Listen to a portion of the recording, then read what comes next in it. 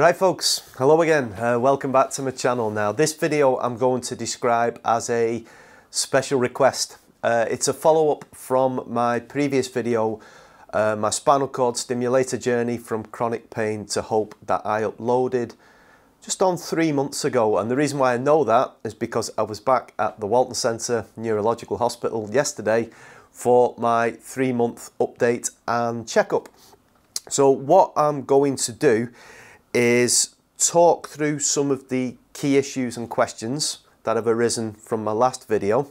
And if you are clicking on this one for the first video and you haven't checked out my previous one, then I really suggest you pause this one and then click the pop-up, whatever it is in the corner there, because I go into a lot more detail in that video. This is going to be more of an update really. So in my first video I talk about what spinal cord stimulator is and the different types, why I was chosen on the pathway and how long it was to go along that pathway before reaching the final surgery stage. Frequently asked questions I got asked before the surgery, and also I'll deal with some of the frequently asked ones since the surgery that have appeared in comment sections and emails and that kind of thing. Also, I'd really recommend, even if you didn't watch the video, is to click on it and read through the comments section, all right? Because I've actually got notes for this video, which is very rare. So very rare that I'm prepared to do a YouTube video. But if I was to pick out some keywords from my first video, from the comments section, I've got some here. And fear, anxiety, hope, disappointment, and research. All right. So as I explained in quite a bit of detail in the first video, there was elements of disappointment for folk, and I did explain that this kind of surgery isn't for everyone. There is a trial version of the surgery which I underwent last year around April-May time, and my understanding is the majority of hospitals across the world will do a trial version of this before the full implant, because, as I said, it's not for everyone, and there is an element of disappointment for those that it didn't work out for. Now, if you are on the pathway, you've got to prepare yourself for all eventualities, all right? Prepare yourself for it's not going to cure you from chronic pain, right? That's really needs to be at the forefront of your mind. It isn't a cure, it isn't a solution to chronic pain, because there isn't a cure for chronic pain as things stand in 2023. Prepare yourself to be disappointed, all right? Because you don't want to gain false hope. Speaking to all the medical people, speaking to other people who've gone through it, speaking to myself, you know, don't gain that false hope. Have a realistic perspective of what could happen, all right? There is a possibility that it won't work for you. There is a possibility you will experience some pain relief, and there is a possibility you may experience some substantial pain relief. And I'll talk through my experiences of the previous 3 months a little bit later on. So I'm going through those comments, and there's a lot of comments in that for one of my videos, certainly. The video itself is started off quite slow, and it's racking up towards, I think, about 5,000 views now. But comment per view, there's a lot of comments in there. Fear is a common one, because there are people who've watched that video who are either starting their journey on the pathway, have had the trial and waiting the permanent one, or have gone through the permanent implant as well. And fear and anxiety are two natural emotions to experience in something like this. You know because what you're fearful of and what causes anxiety or causes you to be in an anxious state. Well, fear is an obvious one, because apologies for the noise behind, it's raining. It's the northwest of England, it always rains. So if you can hear a bit of background noise, apologies for that. So, you know, if you delved into those terms, you know, what is fear? Fear, you know, is often an emotion an emotional state based on the unknown. Stepping into the unknown, and naturally you become fearful of that situation. All right. If you weren't to experience fear, then you know that would be quite a dangerous state to be living in, wouldn't it? You know, like crossing the road, for example. You know, like if you didn't exist in a state of fear, then you would just step out on the road and do yourself some severe harm, wouldn't you? Know, so that's anyway. I digress. So fear is that emotional state of you know, the perception, you know, and anxiety, or being in an anxious state.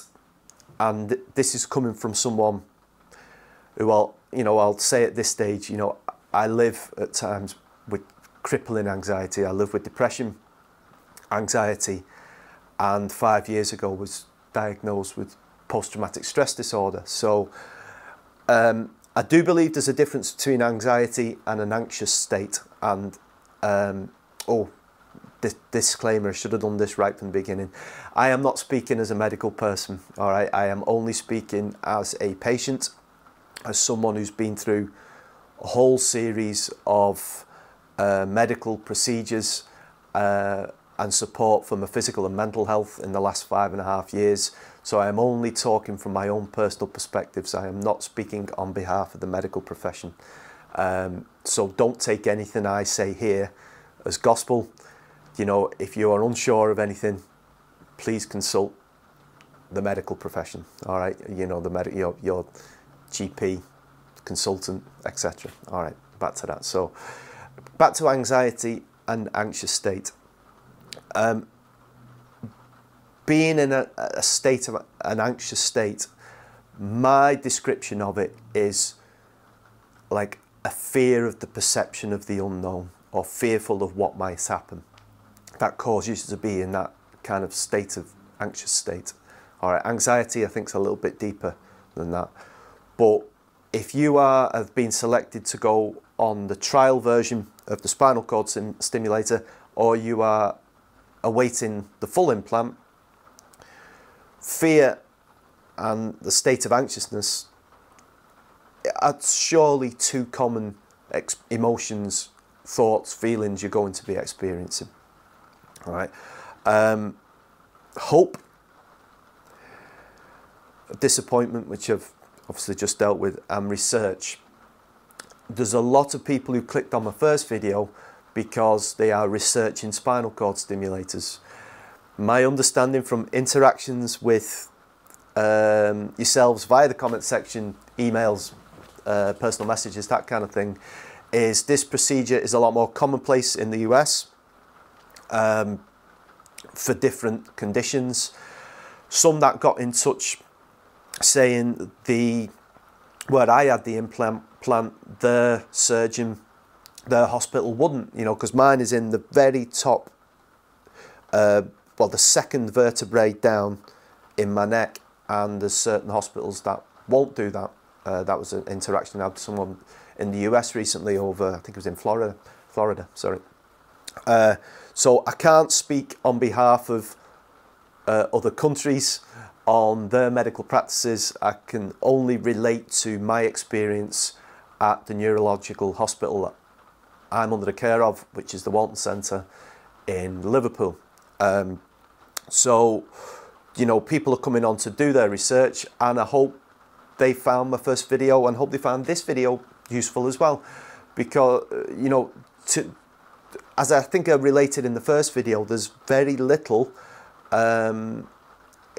out there in the terms of patient experience that isn't affiliated to a company, for example. You know, so this is just purely my experiences of my hospital. I'll talk a little bit more about the actual implant because people are asking about the make and model, which I didn't know, but I've got that info here now, so I'll cover that in a little minute.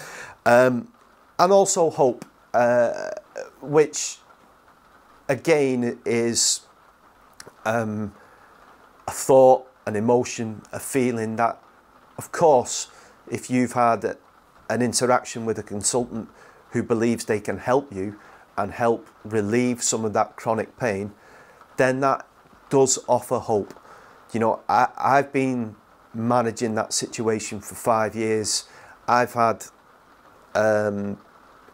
interactions with folk who've been living in chronic pain for in excess of 20 years, 25 years. You know, the debilitating effects of chronic pain, and again, I dealt with that in the first video, is horrific. There's no, you know, well, there's multiple other words I could use, but horrific is definitely one that I would have as a descriptive word. You know, it can strip you right back to questioning your fundamental core beliefs in life. You know, and why wouldn't it? Because you know, all it does is at times it can consume you and get a grip of you, and you're thinking of nothing else apart from the pain you're in.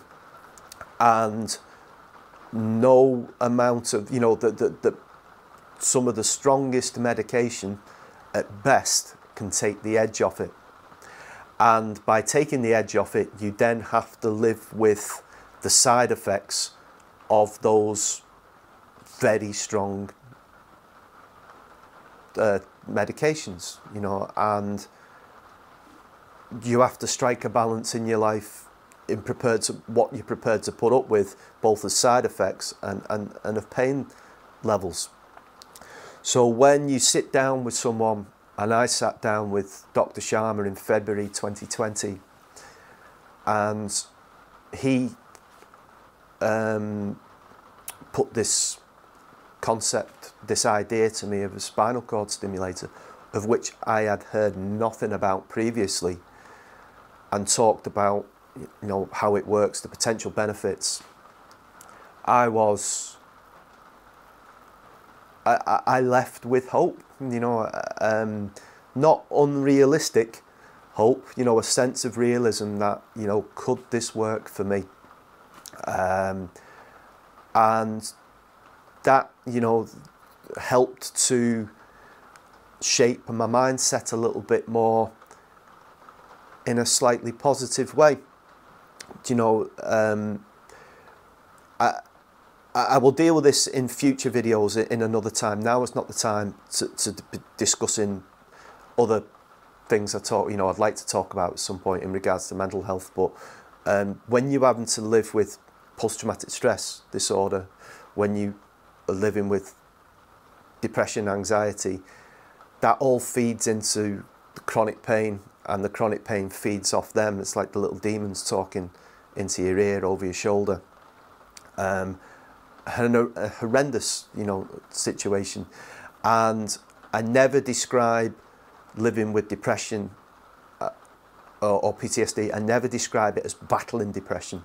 I never describe it as battling anxiety, okay? I don't like to use that turn of phrase, because when you talk about a battle, you are inferring there's a winner and a loser. Now, with depression, anxiety, PTSD, there will only ever be one winner, you know, if you describe it as a battle. If you lean in towards describing it as living with depression, living with post-traumatic stress disorder,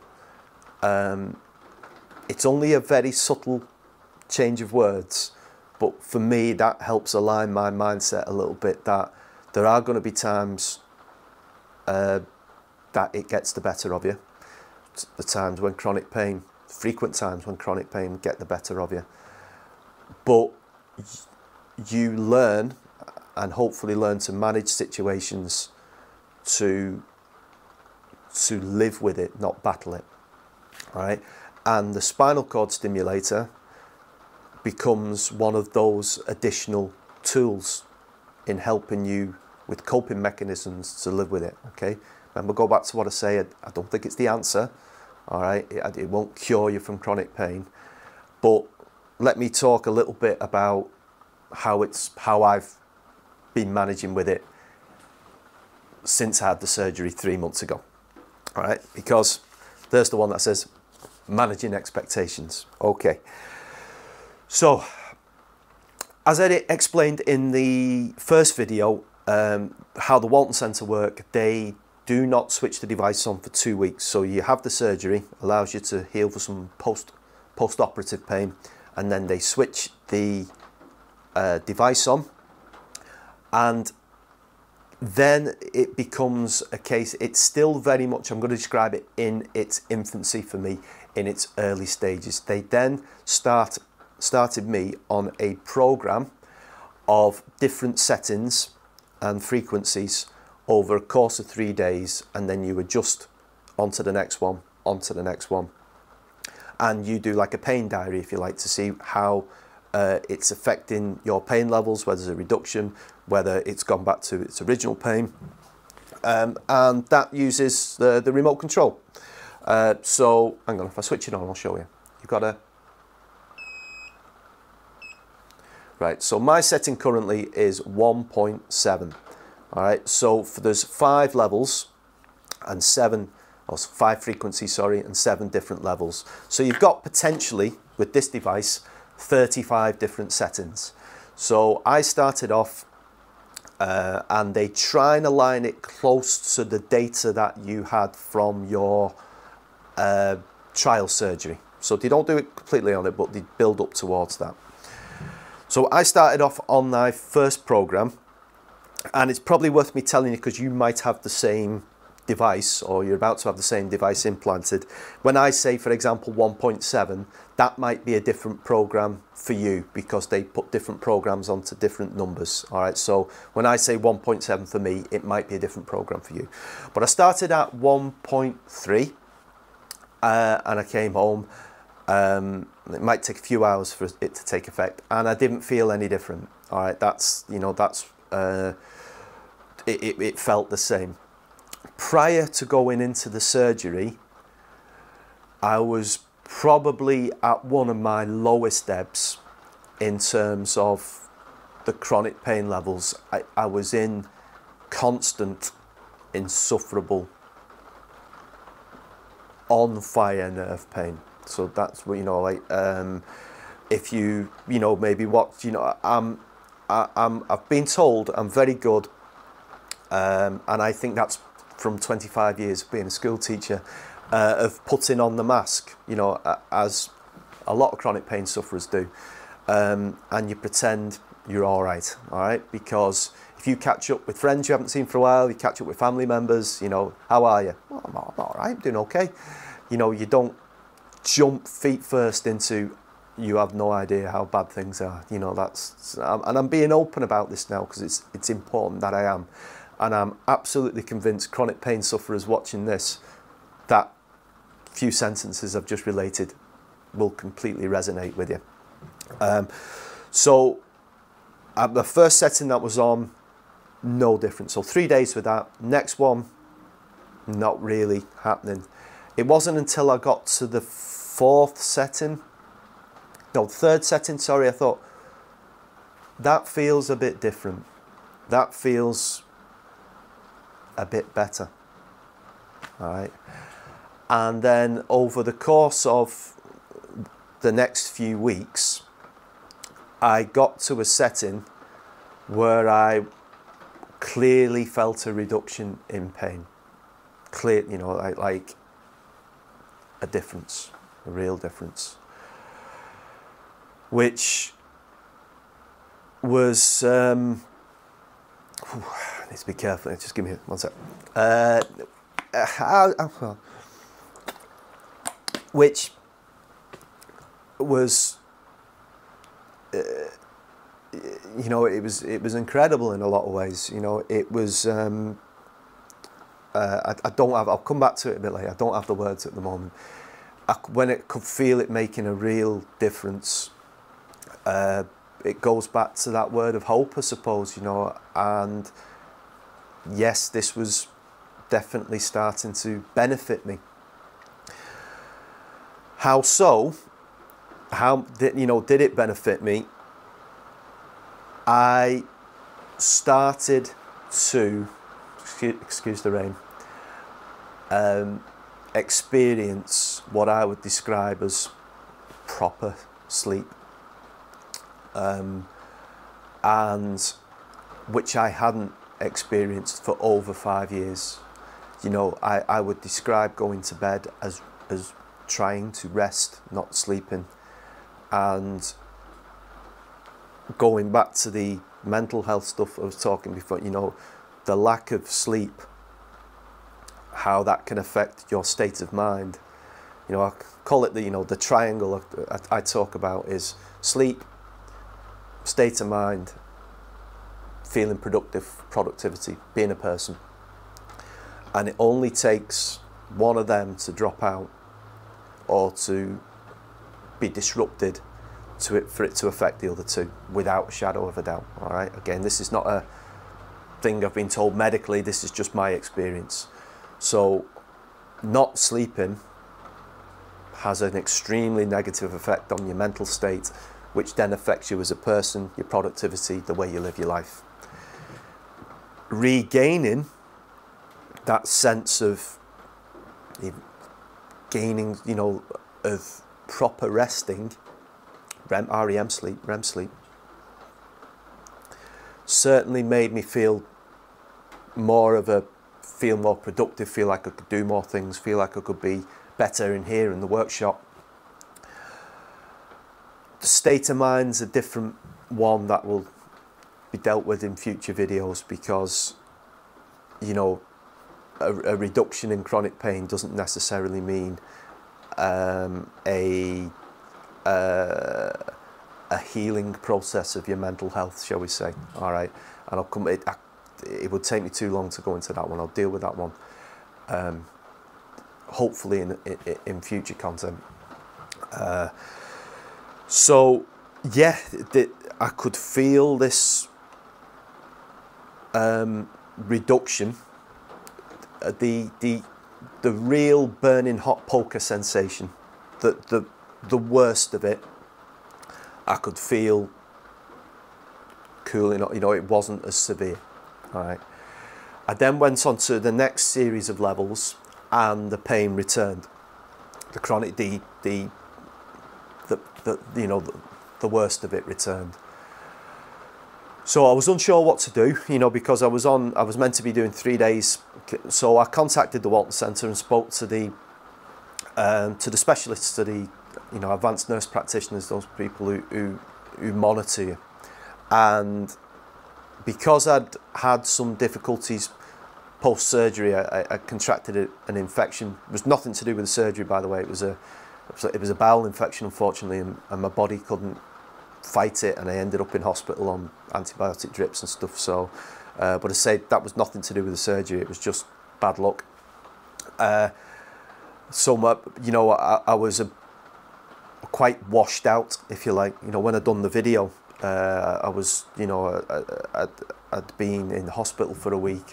I wasn't feeling very well, put it that way.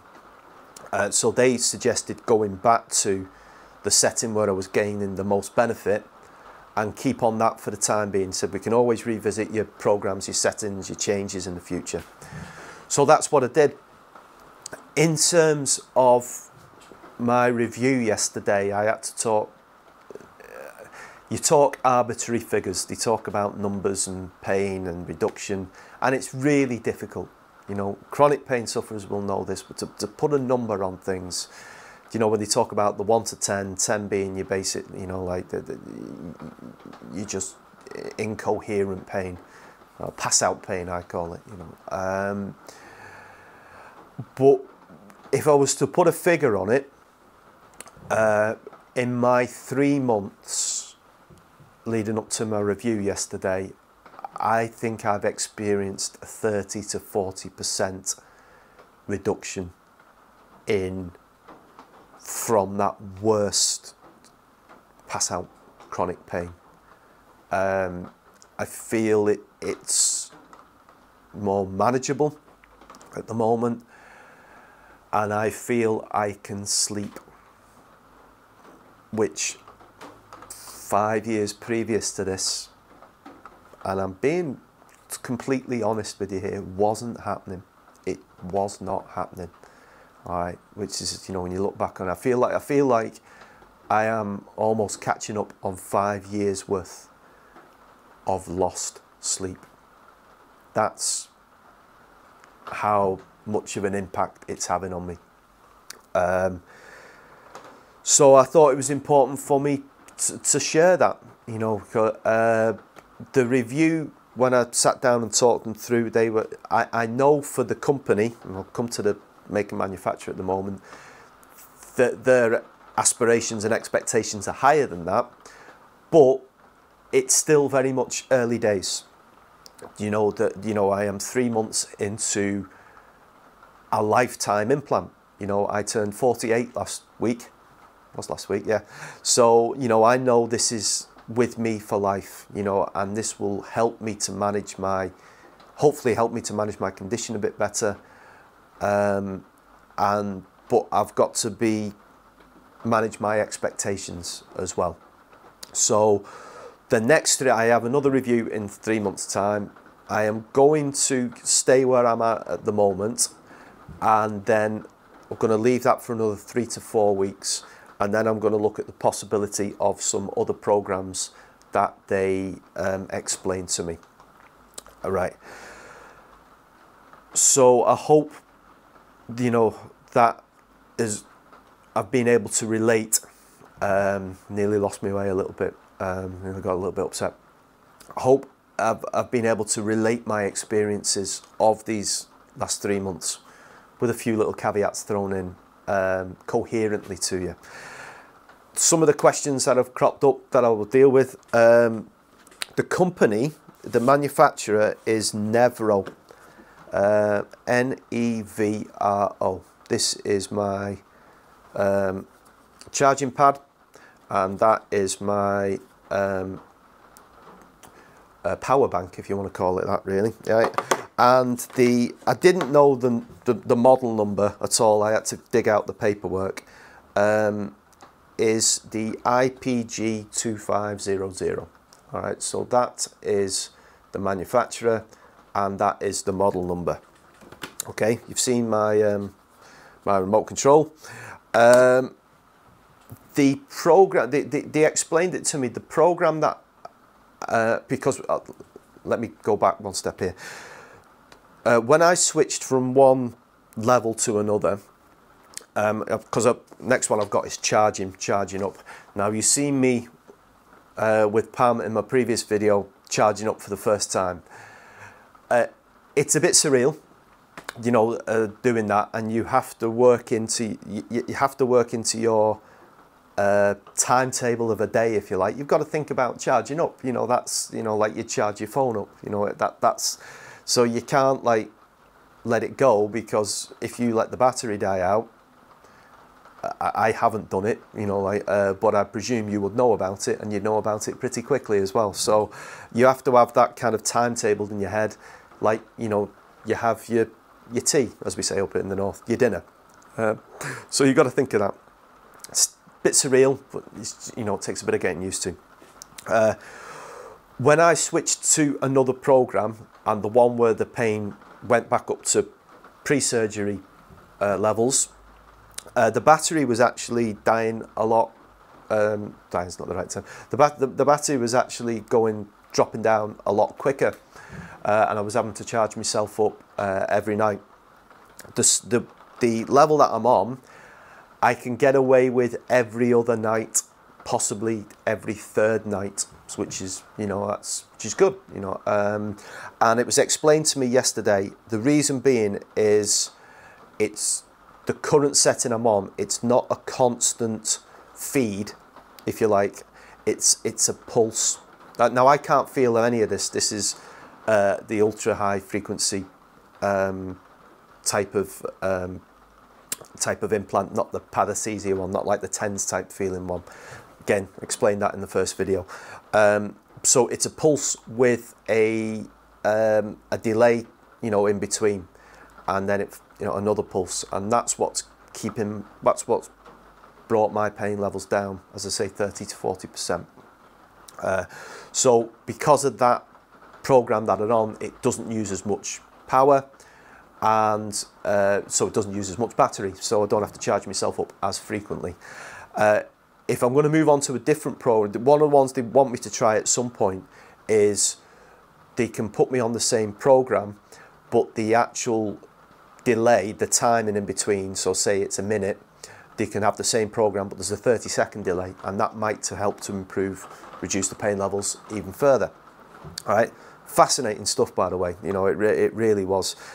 They were telling me about some updates that are coming from Nevro in the next 4 to 6 weeks, but I'll deal with that in my next 3-month update, because some of the stuff they were talking about was, you know, next level bionic math stuff. It was really, really interesting. So so the charging up, again, because people asking me about it, depends on what level setting you're on. At worst, you're charging yourself up every night. At best, every second or third night. All right, so I hope that answers your questions. Day-to-day stuff, this is again a process of getting used to things. If you non-chronic pain sufferers, spinal cord stimulator implant people, just in your normal day-to-day life, if you leave, and you're a driver and you leave the house to go to the shops, for example, do you check that you have 3 things, which is your wallet, your phone, and your keys? All right, I think the majority of people do that now, don't they? Post-implant surgery, if you're one of those folk, you have to add an additional item. So it's wallet, phone, keys, remote control. All right, you need to have this with you, really. Not necessarily that you're going to need it. Hopefully you're not. You know, I'm just mindful of the fact that if something was to happen to you, you know, God forbid it doesn't, you know, like, but say for example, you know, I don't want to create worst case scenario, but something that maybe required you to be hospitalised, put it that way. You know, I have in my wallet my card that says I am fitted with this implant. It has the make and model number of it, has the contact details for the Walton Centre. So obviously, because if you're unconscious, people, you know, the treating people will need to know, because they always check you for cuts and bruises and whatever, but they roll you on your back and they see 2 big scars on your back. You're like, what's happening to this person here? So, and you know, in a medical emergency, that may need to be turned off. All right, if you're going through airport security and stuff, that kind of, you can't go through those. That's why you have to produce your card to say, and even you have to make sure you're switched off. You can have the handheld ones for you, but you know, you can't go through those ones. So if you were to be involved in some form of incident that requires you to be hospitalised, then they need to be able to switch that off, don't they? You know, like you can have MRI scans. I think I've dealt with this before, you know, but certain hospitals are weary of doing that, you know. So, but you can give them all the information of the actual. It's to do with levels of frequency, I think. You know, I don't go into the details of it. Don't want to present false information, which turns out I've got it wrong at some point. All right. So you need to have this with you. All right, just to be on the safe side, really. So that's that kind of day-to-day thing. There's another one that, as I described in my review yesterday, is taking some getting used to, and that is the actual device itself, which is here. Now I'll get Pam to film some footage of it and to show you on my back. It's where I have it, which is kind of just around the rib cage area. It's obviously under my skin, but it protrudes, it sticks out, all right, and you can feel that, all right. So it's about, you know, roughly matchbox size, bit bigger than a matchbox, you know, maybe this thick, and you can feel it, you know. I have the V pillows, they do help, so it helps take that cushion, that gives that cushioning effect. But, you know, if you kind of lean back on, say, a hard chair or a garden bench or something like that, yeah, you know it's there. All right, I'm sure that the longer I just carry on in life, I will get used to it. It'll just get used to it being there. But it's not painful in the sense it's uncomfortable. It's unpleasant more than pain. I mean, on the scale of chronic pain, nothing, you know what I mean? It's nothing like that. It's an unpleasant sensation. That's probably a better way of describing it. And that is going to take some getting used to, all right? I know it's not, again, going to folk who maybe about to go through the process. It's not put there for everyone. It might usually put down a little bit lower. Just in my case, they thought that would be the best place to put it. Not gonna lie to you, it's not the nicest. It's taking a bit of getting used to. I'm getting there, but it's gonna take a while to get there. Right then, I think I've covered everything that I wanted to in regards to this update, so this 3-month update, and thank you for sticking with me. I really intended this to be much shorter, but I digressed at various parts to talk about other issues, but all come under the umbrella probably of chronic pain, nerve pain sufferers, and I'm sure there'll be some relatable content outside of the spinal cord stimulator that you can relate to with that one. Please feel free to use the comments again, because the actual, I was very surprised at the first video, how well it's doing, and it's really taken off in the last month. I don't know why that is. But I have 3-month updates at the hospital now, up to a year, and then I think it's 6 months after that. I will do another one of these in 3 months' time, because I think it's important to open this kind of dialogue around chronic pain, around spinal cord stimulators, you know, about that thing we were saying earlier about managing those expectations, about those emotions like fear, anxious state, but also hope, and people doing the research as well. And I hope if people are researching spinal cord stimulators, either for themselves or for a member of the family, I hope these little conversations I'm engaging with you here now can be of a little bit of benefit, because if it can, then that's my job well done. Okay.